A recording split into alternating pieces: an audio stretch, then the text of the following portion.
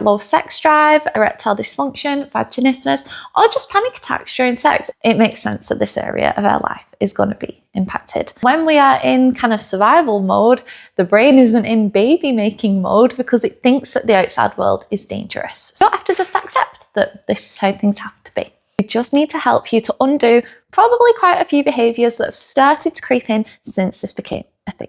First of all, there will be a lot of rumination. We go up into our heads. What if this doesn't go well? What if my body does not do what I want it to do? What if I can never enjoy intimacy ever again? If you're somebody who always feels like they're stuck in their own head during intimacy, I want you to focus on what I like to call the gift of pleasure. So instead of focusing inwards and being like, oh, what's my body doing? Why isn't it doing what I want it to? Mindfully focus back onto how nice it feels, the sensation of pleasure, and stay with it mindfully. When you find your mind wandering, come back, because that gift of pleasure will always be there. That touch of my arm feels really nice. You can come back to that, back, always to your sense of touch. It makes sense that it's upsetting if you're struggling with this right now. Intimacy is very important for many different reasons. Some people see it as a self-esteem thing, and it can really hurt if it feels like we can't do things like we used to. It can also be really important for a relationship. Of course, you love the person who you're with and you want to be able to show that. It can also be an identity thing, like, wow, my sex drive, my sex life used to be such an important part of who I was, and I feel like I'm losing that. You might be somebody who is also constantly monitoring for arousal. See this as a delayed gratification thing. It's like, that will come. Arousal will come.